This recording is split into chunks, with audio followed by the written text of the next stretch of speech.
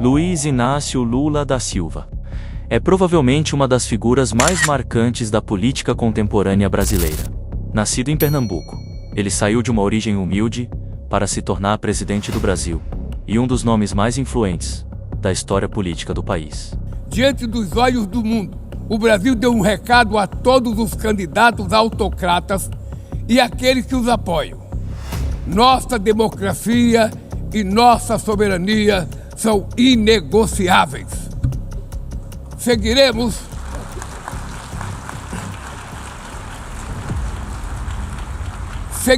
como nação independente e como povo livre. Iremos tratar nesse vídeo da chegada de Lula ao poder e como ele venceu seus principais adversários. 1970. Lula torna-se líder sindical no ABC Paulista, lidera grandes greves operárias contra o regime militar brasileiro e, em 1980, participa da fundação do Partido dos Trabalhadores PT. Ele passa a ser o principal rosto político do partido.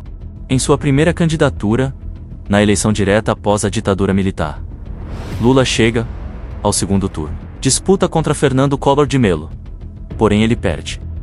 Em sua segunda tentativa, Lula disputa contra Fernando Henrique Cardoso, e mais uma derrota no primeiro turno. Novamente na terceira tentativa contra Fernando Henrique, o país ainda sob efeito positivo inicial do Plano Real, Lula é derrotado mais uma vez.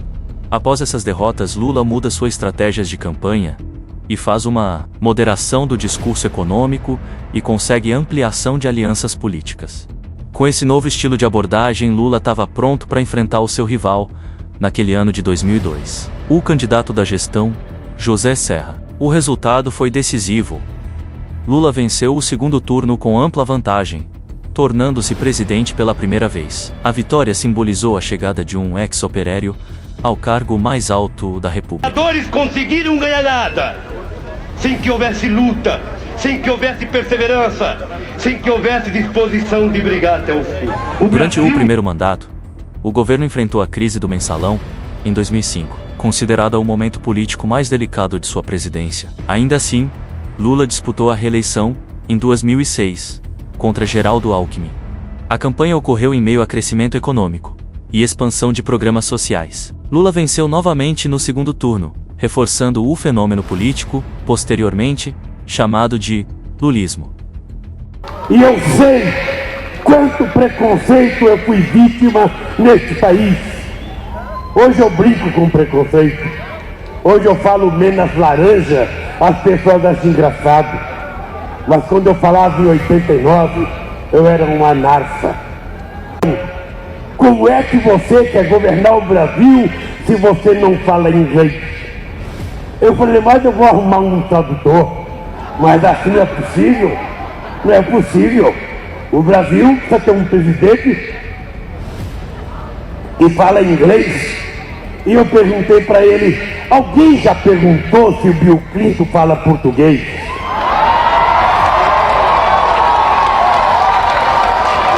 Após deixar a presidência em 2010, Lula permaneceu influente dentro do sistema político brasileiro. A crise econômica e política que atingiu o governo de sua sucessora culminou no impeachment de Dilma Rousseff em 2016. E agora, a energia hidrelétrica é a mais barata, em termos do que ela dura, da sua manutenção e também pelo fato da água ser gratuita e da gente poder estocar. O vento podia ser isso também, mas você não conseguiu ainda tecnologia para estocar vento. Então, paralelamente, a Operação Lava Jato levou à condenação e prisão de Lula em 2018. O juiz Sérgio Moro acaba de ordenar a prisão do ex-presidente Lula. Moro tomou a decisão assim que recebeu o ofício do Tribunal Regional Federal da 4ª Região, em que afirma que não há mais nenhum obstáculo ao cumprimento da sentença, impedindo sua candidatura presidencial naquele ano. A eleição foi vencida por Jair Bolsonaro, que representava um projeto político oposto ao petismo. Boa estadia lá, valeu? Um forte abraço!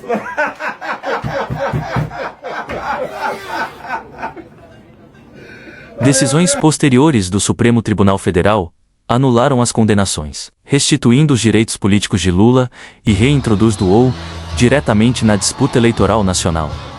A eleição de 2022 colocou Lula e Bolsonaro em confronto direto, configurando uma das disputas mais polarizadas da história democrática brasileira. A estratégia de Lula concentrou-se na formação de alianças amplas, inclusive com antigos adversários políticos. O resultado final foi apertado, mas suficiente para garantir sua vitória no segundo turno, marcando o retorno ao poder após mais de uma década. 215 milhões de brasileiros e brasileiras, e não apenas para aqueles que votaram em mim. Não existe dois Brasis. Somos um único país, um único povo, uma grande nação. Esse foi um pequeno resumo da trajetória de Lula. Se gostou do vídeo, deixe seu like e se inscreva no canal.